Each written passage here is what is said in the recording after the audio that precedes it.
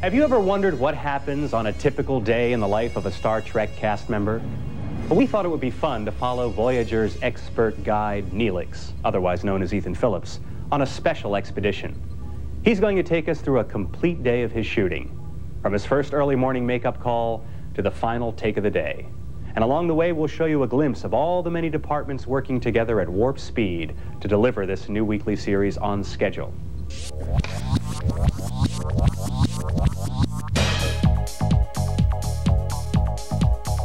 3:30 in the morning, and it's very early, and I am now going to my trailer. And I'm going to go in and I'm going to come back out. Very early in the morning. I'm very tired. Give me a second. Now the head is going on. It's like a ski mask in a way. I'll be sitting here now for 2.5 hours.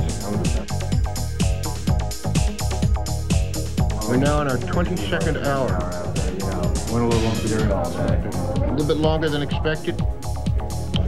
In fact, everybody here has already gone home, had dinner, slept a full night, and come back. This is the man who created the makeup right here, Mr. Michael Westmore.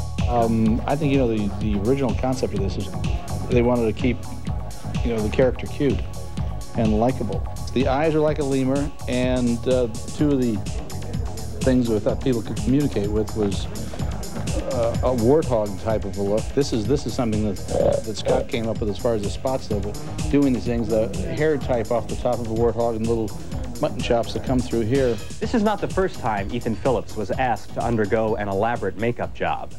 A few years back, he was hired on Star Trek The Next Generation as a dastardly Ferengi doctor. Why have you removed our clothing? Females do not deserve the honor of clothing.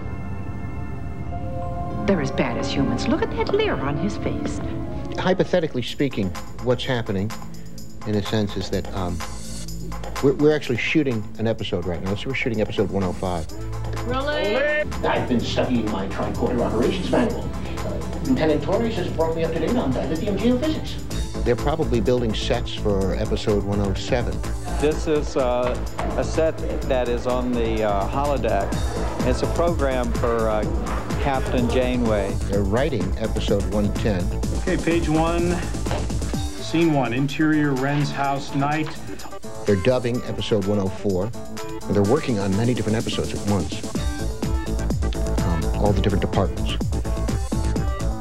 So we see them on Monday morning for measurements. We have a first fitting on Tuesday morning, and then they work on Wednesday morning.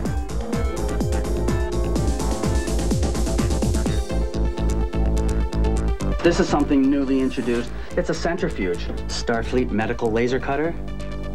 This is an alien Gazon rifle. Never hold it like this. Phaser power. Here I am in full makeup with the eyes and the teeth and everything. And we're getting ready to do a very important scene. This scene that we're about to do involves a lot of running. Mr. Paris, you and Neelix go with her and start checking them out. We need to talk to every doctor. Okay, bring the pickup, please. Bring the pickup. I'm broke now for lunch, and I was going to go out to a hot dog stand nearby. But I don't think I better do that, because if they saw the way I look, they might think that I escaped from the zoo. While Ethan breaks for lunch, let's take a look at one department that's always putting in long hours: special effects. Ever since Star Trek first hit the airwaves in the 60s, the producers have employed some of the best technicians and creative wizards in the business. To create the visual effects you see on Star Trek, we use a wide range of facilities. We use our staff at Paramount to design and supervise the work. Then we use motion control photography, which would be specialized stages with computer-controlled cameras. We have model makers that build the models. Sometimes we have specialists doing matte paintings. What we're hired to do here at Illusion Arts is to create shots that don't normally exist in life.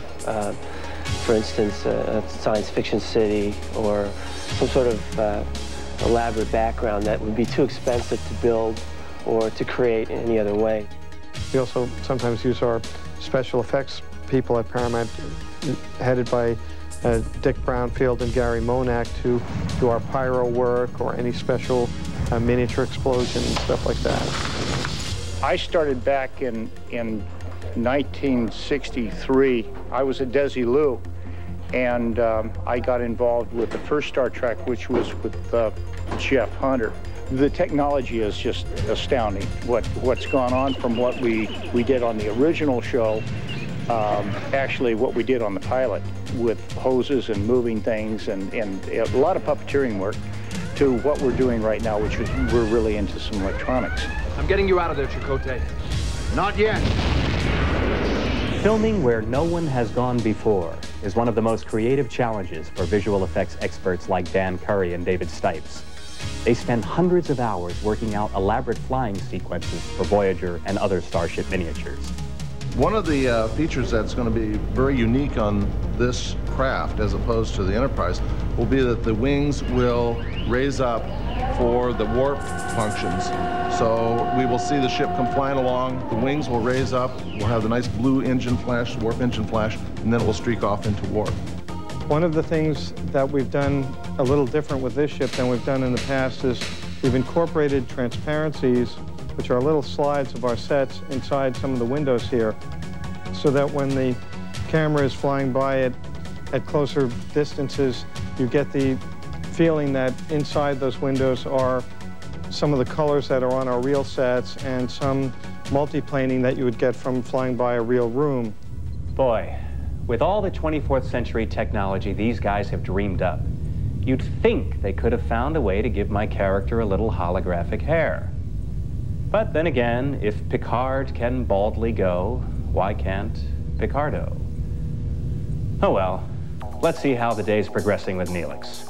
Drop them, my friends, or he dies in an instant. One more time, please.